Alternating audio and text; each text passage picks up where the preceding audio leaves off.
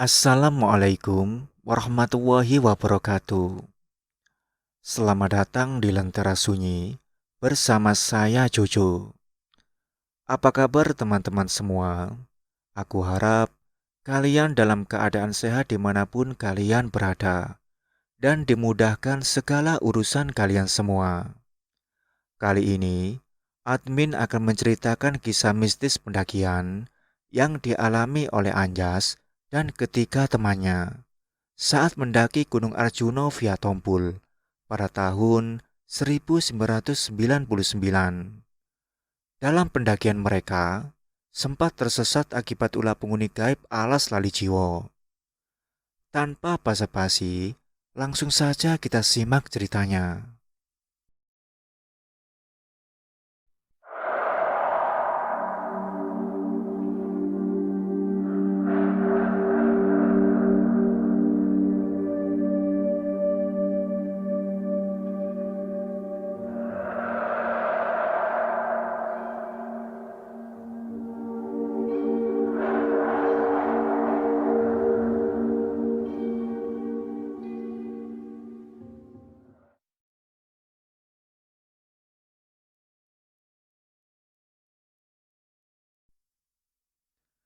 Semua nama yang ada di cerita bukan nama yang sebenarnya, karena untuk menjaga privasi narasumber.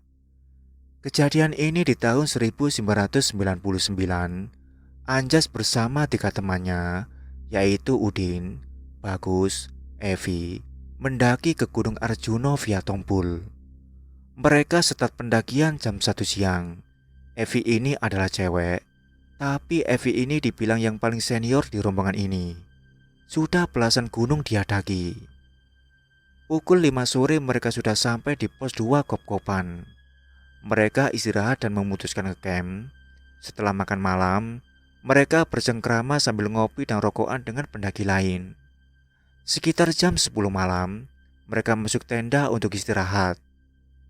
Jam 1 dini hari, Udin terbangun dari tidurnya karena mendengar ada suara sepatu mengelilingi tenda. Dan itu berlangsung cukup lama yang membuat Udin ini terganggu. Akhirnya Udin ini berniat keluar tenda untuk menegur sosok itu. Tapi apa yang dilihat Udin? Tidak ada siapa-siapa di luar tenda. Tenda pendaki lain juga sudah gelap, menandakan penghuninya sudah terlelap. Seketika itu Udin ini langsung masuk ke dalam tenda dan berusaha untuk tidur lagi. Pas mau memejamkan mata, Udin ini mendengar suara itu lagi. Buk, buk, buk. Suara langkah kaki memakai sepatu mengelilingi tendanya, disertai dengan bau busuk yang sangat menyengat. "Sudah Din, jangan hiraukan," kata Anjas. Ternyata Anjas ini juga mendengar suara itu. Udin yang ketakutan terus membaca doa yang dia bisa. "Permisi, maaf, kami cuma berniat mendaki saja, tidak ada niatan mengganggu," kata Anjas. Setelah Anjas berucap, suara itu menghilang. Setengah 6 pagi, mereka sudah terbangun dan mereka menikmati sunrise dan puncak Gunung Penanggungan. Udin dan Anjas tidak menceritakan kejadian malam kemarin. Setelah sarapan, jam 8 mereka melanjutkan perjalanan ke pos 3. Trek menuju pos 3 sangat menguras tenaga mereka. Akhirnya jam 12 siang mereka sampai di pos 3 Pondokan. Dinamakan Pondokan karena di situ banyak bangunan gubuk milik penambang belerang. Mereka istirahat dan makan siang di situ. Setelah makan, mereka melanjutkan pendakian menuju Lembah Gidang. Jam 2 siang, mereka sampai di Lembah Gidang. Mereka memutuskan untuk istirahat dan mendirikan tenda di situ. Sekitar jam 7 malam, selesai makan malam, Evi memutuskan masuk ke tenda untuk istirahat. Anjas, Udin dan Bagus masih di luar, ngobrol sambil ngopi. Hingga tak terasa sudah jam 11 malam. Mereka pun bergegas untuk istirahat karena rencana summit jam 2 dini hari. Karena mungkin kelelahan, mereka malah terbangun pukul 10 siang. Anjas dan Udin prepare perlengkapan buat summit, sedangkan Evi dan Bagus masak untuk makan mereka. Setelah semuanya siap, mereka pun melanjutkan summit ke puncak Ogal-Agil jam 12 siang. Posisi Anjas sebagai leader, di belakangnya Evi, Udin, dan Bagus sebagai sweeper. Perjalanan ke puncak Ogal-Agil tidak ada kendala yang berarti. Cuman, perjalanan mereka ditemani kabut yang lumayan gelap. Jam 4 sore mereka baru tiba di puncak Ogal-Agil. Setelah foto-foto dan makan cemilan, jam 5 sore mereka memutuskan untuk turun dari puncak. Sampai di Pasar Dieng, bruk, ternyata Udin terjatuh. Kaki Udin tergilir. Din, lo gak apa-apa? Tanya Bagus. Udin cuma meringis. Din, itu tadi apa? Tanya Anjas, yang membuat Evi dan Bagus noleh ke Udin. Nggak tahu, Jas, jawab Udin sambil meringis. Anjas melihat kaki kiri Udin disliding oleh bayangan, yang membuat Udin tergelincir hingga kakinya tergilir.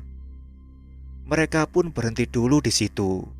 Setelah kaki Udin agak mendingan, mereka pun lanjut turun perlahan-lahan. Hingga tiba di area alas Lali Jiwo. Entah waktu itu jam berapa, karena pas di Pasar Dieng, jam mereka semua tiba-tiba mati. Mereka terus berjalan di tengah gelapnya hutan, ditambah kabut yang lumayan gelap, ditambah gerimis yang mulai turun. Kira-kira 1 jam berjalan mereka berhenti di bawah batu besar. Mereka mencari tempat untuk menyalakan kompor, karena hujan agak sulit. Akhirnya mereka menemukan tempat. Di bawah batu besar ada sedikit gerowakan, cukup buat 1 kompor.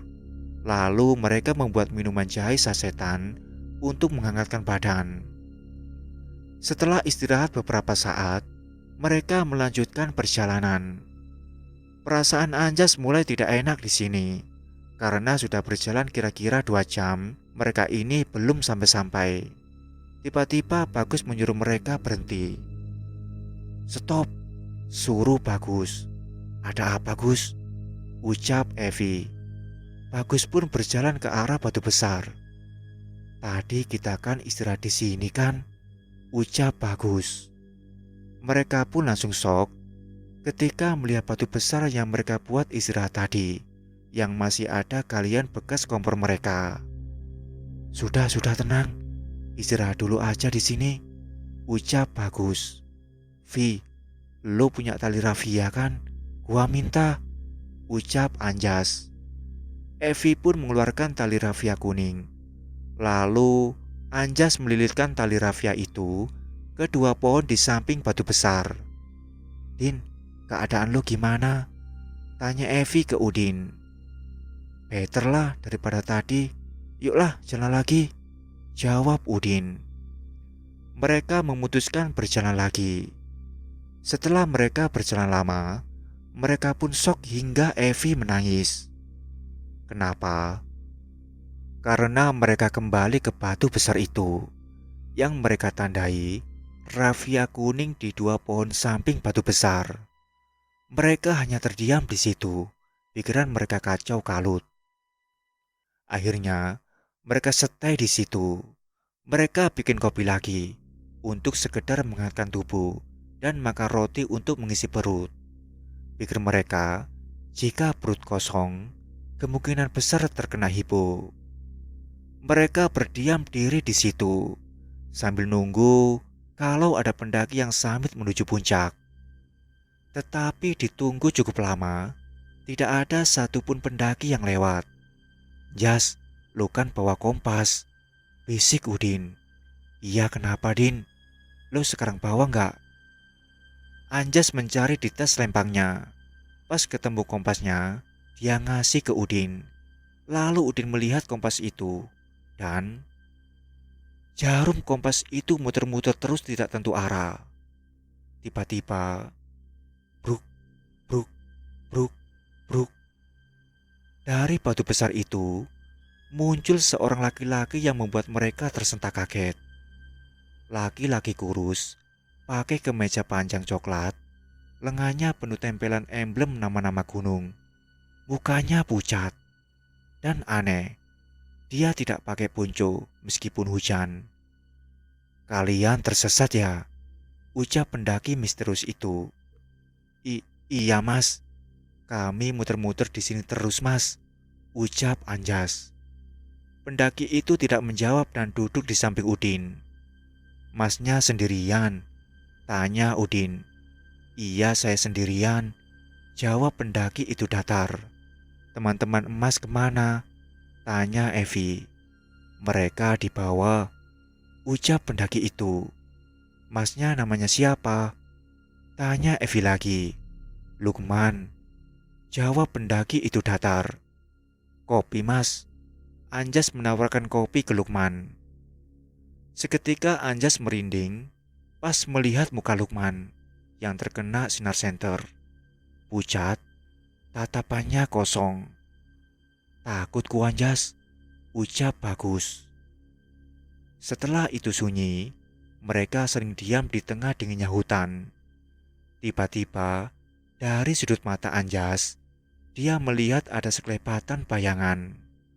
Pas si Anjas noleh ke selepatan itu, si Anjas melihat sosok putih melayang-layang mendekati dia. Tubuh Anjas seketika membatu. Sosok itu makin dekat, muka sosok itu semakin jelas. Pas terkena sinar senter, muka hancur, separuh hitam, sosok itu makin dekat cuman berjarak 3 meteran. "Oi, Jas!" Suara Udin membuat Anjas tersadar. "Jangan dilihatin Jas," kata Udin lagi. Anjas semakin bergetar karena takutnya. "Kenapa Anjas?" ucap Evi yang juga merasakan ada hal ganjal. "Gak apa-apa Vi, gua cuman mikir gimana bisa pulang," ucap Anjas. "Ayo kita turun sekarang," ucap Lukman tiba-tiba. Mereka berempat langsung saling pandang. "Ayo, cepat ikuti aku." Mereka berempat langsung bergegas mengikuti Lukman. Anehnya, tak butuh waktu lama, mereka sampai di tenda mereka. Si Lukman langsung mendirikan tenda dibantu Anjas dan Bagus. Setelah tenda berdiri, mereka langsung bergantian untuk ganti pakaian yang kering. Setelah semuanya sudah ganti pakaian, mereka bergegas istirahat. Keesokan harinya, Anjas melihat jam tangannya. Aneh, jam tangan Anjas sudah hidup dan menunjukkan pukul 7 pagi. Anjas pun membangunkan Bagus, Evi, dan Udin. "Jam tangan gua hidup lagi," kata Anjas. Bagus, Evi, dan Udin langsung melihat jam mereka masing-masing dan semuanya hidup. Lalu Anjas keluar tenda dan dia terkejut karena tenda Lukman sudah tidak ada. "Si Lukman kemana?" tanya Anjas ke teman-temannya yang masih linglung. "Nggak tahu, lo kan yang bangun duluan," jawab Evi. Anjas melihat ada kemeja di bekas tendanya Lukman. Dia pun mengambil kemeja itu. Kemeja itu penuh emblem gunung di lengannya dan di dadanya tertulis Lukman. Anjas yang menemukan itu langsung nyamperin teman-temannya lagi yang bikin makanan. "Ya udah, kita balikin ke rumahnya saja. Katanya kan deket tuh," sambil bilang makasih ke dia, kata Udin. "Mungkin dia udah turun dan lupa bawa tuh baju," sahut Bagus. Setelah makan, mereka pun langsung turun dan langsung pulang ke daerah asal mereka. Keesokan harinya, abangnya Anjas sama istrinya datang ke rumah Anjas. "Lo katanya abis ke Arjuna Jas, gimana? Enak gak?" tanya abangnya Anjas yang bernama Roy. Roy dulu aktif sekali mendaki. Dia ikut salah satu organisasi pendaki. Hingga suatu insiden, dia memutuskan vakum sampai sekarang. Anjas menceritakan pas waktu dia tersesat di alas Lalijiwo, lalu ketemu sosok pendaki misterius yang bernama Lukman. "Katanya dia dari kampung sebelah bang," ucap Anjas. "Nih, gua mau ke rumahnya, mau ngasih nih baju," kata Anjas sambil nunjukin kemeja penuh emblem ke Roy. Pas ditunjukin kemeja itu, Roy langsung terkaget dan berteriak memanggil istrinya. "Dek, kamu ingat ini?" kata Roy ke istrinya. Roy dan istrinya tiba-tiba menangis. "Kenapa bang?" tanya Anjas bingung. Lalu si Roy bercerita. Ternyata kemeja itu adalah seragam organisasi Roy dulu pas waktu masih aktif mendaki. Lukman yang nolong Anjas dan teman-temannya itu adalah sahabat si Roy dan istrinya. Dia hilang di alas Lali Jiwo 8 tahun sebelum Anjas mendaki dan masih belum ditemukan. Lalu istrinya Roy pergi ke kamar. Tidak lama kemudian, istri Roy keluar kamar sambil membawa album foto.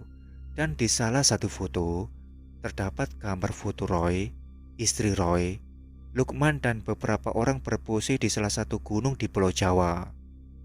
Tak terasa air mata Anjas sudah menetes membasahi pipinya.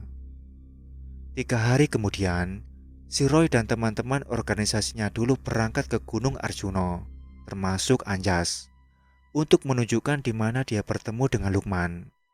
Roy dan teman-temannya masih memiliki secerca harapan untuk bertemu kembali dengan sahabatnya itu. Tetapi sudah berhari-hari mereka melusuri tempat di mana Anjas bertemu dengan Lukman. Tidak ditemukan adanya tanda-tanda keberadaan sosok si Lukman.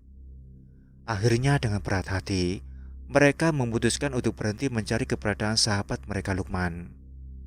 Damailah Lukman, damailah di dekapan alas Lali Jiwo. Nama di cerita bukan nama sebenarnya. Semua nama yang ada sudah dirubah untuk menjaga privasi narasumber. Wassalamualaikum warahmatullahi wabarakatuh.